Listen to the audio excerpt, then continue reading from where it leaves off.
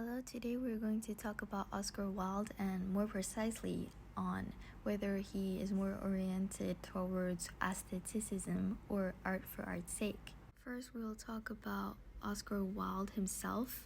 We will present his biography, his position in literature, and his major artworks. Then secondly, we'll talk about Oscar Wilde and aestheticism, as in what does it mean and its connection with Oscar Wilde. And thirdly, we'll talk about Oscar Wilde and art for art's sake and what it is, its connection with Wilde, and what is the connection between aestheticism and art for art's sake. And finally, we will do the conclusion.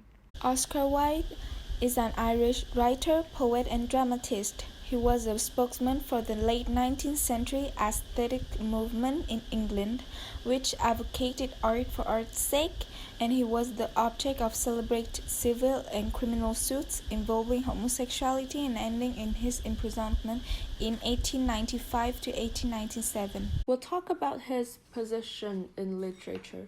We could say Wilde is a professor of aesthetics since he totally adopted the aesthetic ideal. His aestheticism was based on the cult of beauty and pleasure, a new hedonism, which is the pursuit of pleasure. And that hedonism was to replace the Puritanism of Victorian society, which is the belief of principles of a group of English Protestants of the late 16th and 17th centuries who regarded the reformation of the church under Elizabeth I as incomplete and sought to simplify and regulate forms of worship. Wilde's attitude was also very rebellious and provocative, and he transposed in his lifestyle what he believed in and wrote in his works. That's why he dressed in an elegant, eccentric way, in order to shock the gloomy Victorians and attract attention to himself. He lived in a double role of rebel and dandy, and the dandy must be distinguished from the bohemian. While the bohemian allies himself to the masses, the dandy is a bourgeois artist who remains a member of his class. So the Wildean dandy is an aristocrat whose elegance is a symbol of the superiority of his spirit. He's an individualist who demands absolute freedom.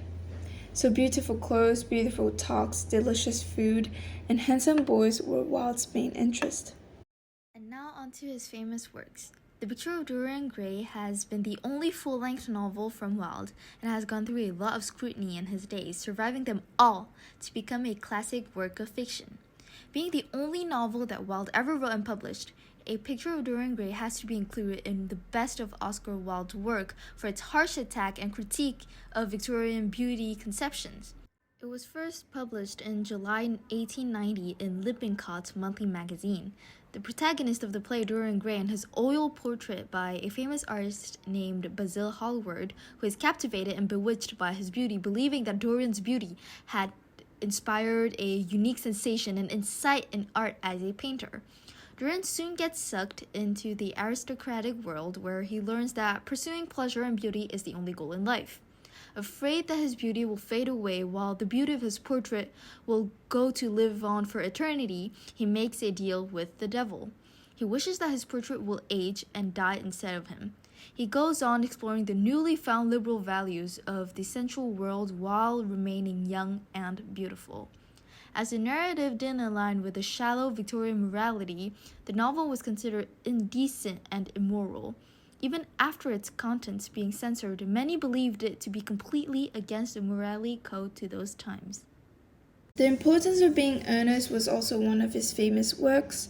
The play is a farcical comedy where the protagonist maintains a fictitious persona and escapes social obligations. The major themes of the play include the triviality with which institutions like marriage were treated in Victorian society, and the decay of living, which is one of the most famous essays by Wilde. It presents two characters, Vivian and Cyril, engulfed in the conversation. Wilde presents the essay in a Socratic dialogue, where the characters are having a playful and whimsical conversation. The essay promotes romanticism over realism as Wilde's view. So now we move on to the definition of aestheticism. is the late 19th century European art movement which centered on the doctrine that art exists for the sake of its beauty alone and that it need serve no political, didactic, or other purpose. A number of features can be distinguished in the works of decadent artists, such as the evocative use of the language of the senses, or the excessive attention to the self, the hedonistic attitude, the perversity in subject matter, the disenchantment with contemporary society, as well as the absence of didactic aim. Now we'll talk about Wilde's connection with aestheticism. Oscar Wilde is one of the most important figures of the aestheticism movement. In fact, he says in his work, The Picture of Dorian Gray, that beauty is a form of genius, is higher indeed than genius, as it needs no explanation. This quote perfectly illustrates the ideology held by supporters of the aestheticism movement. Walter Pater is regarded as the theorist of the aesthetic movement in England, which considered art more important than life as a reaction to the ugliness and the materialism of the industrialization, but also as a protest against the falsity and the excessive moralism of the Victorian age. Pater's work had a deep influence on Oscar Wilde. Even though he is known as an iconic figure of the aesthetic movement, indeed, Oscar Wilde does not necessarily reflect this belief in his artwork. The aesthetic movement originated in France with Delphi Gautier, and it reflected a sense of frustration and certainty of the artist, his reaction against the materialism and the restrictive moral code of the bourgeoisie. The French artist escaped into aesthetic isolation into what Gautier defined art for art's sake. Art for art's sake was a slogan translated from the French l'art pour l'art and was popularized in the 1890s by the French philosopher Victor Cousin, and Benjamin Constant first used the phrase in 1804. The phrase expresses the belief held by many writers and artists, especially those associated with aestheticism, that art needs no justification. It became a catchphrase for the aesthetic movement. In other words, art for art's sake is an intellectual and art movement that supports aesthetic values more than social and political themes. The supporters are that art should only be used in glorification and description of beauty, and art should not indulge in economy, politics, social values, religion, and materialism. So according to them, art has nothing to do with morality. Now we'll talk about the connection between art for art's sake and Oscar Wilde. Wilde believed that only art as a code of beauty could prevent the murder of the soul. He wrote only to please himself and was not concerned with communicating his theories.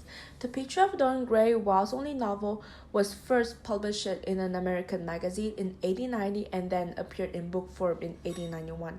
It sold well, but was immediately attacked by the press for its immorality, although Wilde had predicted that it would be recognized as a real work of art with a strong ethical message in it.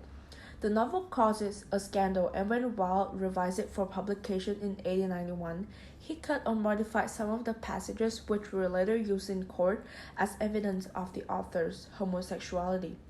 The Picture of Dorian Gray is a novel which Wilde described it as the story of a young man selling his soul in exchange for eternal youth, an idea that is old in the history of literature, but to which one have given new form. Wilde also uses the ideals of art for art's sake in another one of his artworks, a hilarious comedy of misunderstandings, passionate proposals, and cucumber sandwiches. Oscar Wilde's The Importance of Being Earnest remains a theatrical classic. Even as we laugh at the characters' witty words and woolly antics, Wilde makes us consider the ways in which we, too, attempt to craft our identities within a world of familial and social expectations. This play celebrates art for art's sake, or theater for the sake of theater, as it praises fun and storytelling and laughter without attempting to dictate moral truth. Though his play is ostensibly a milieu of lies and frivolity, Wilde gives us beauty and humor along with a glimpse of incredibly relatable and mundane everyday life. From academic boredom and overbearing parents to romantic entanglements and passive-aggressive catfights, earnest is the experience of life expressed in the best words possible. Oscar Wilde argued for imagination and openness in order to really appreciate art. He said, An educated person's ideas of art are drawn naturally from what art has been, whereas the work of art is beautiful by being what art has never been. A temperament capable of receiving through an imaginative medium and under imaginative conditions new and beautiful impressions is the only temperament that can appreciate a work of art. So Oscar Wilde was strongly associated with the phrase art for art's sake, though it rarely appears in his writing. It stems from his role in the aesthetics movement, in which he advocated that art needs no justification or purpose. As he notoriously claimed in the preface to his dark novel The Picture of Dorian Gray, all art is quite useless. Wilde believed that art need not express anything but itself. He put the value on artistry above anything else and regarded life as a kind of art form to live beautifully. For Oscar Wilde, art was about returning to nature for inspiration. Originality was key to art. In a very ugly and sensible age, the art borrowed not from life but from each other. He proposed that individualism offers the most fertile ground for the creation of art and cultivates the highest potential, stating, "Art is the most intense mode of individualism that the world has known." Even though both notions are deeply linked, since art for art's sake is the slogan for the aestheticism movement, this phrase seems to be more guided by a philosophical line of thought. In fact, the aestheticism movement is celebrating the beauty of art in general, saying that it does not need to serve a political or social issue. Art for art's sake goes by the same principle, but it differs in matter, that is, carries the artist's frustration and the rejection of the expectation linked with art. The question here is not about aestheticism or art for art's sake, because when you ask, what exactly was the aesthetic movement?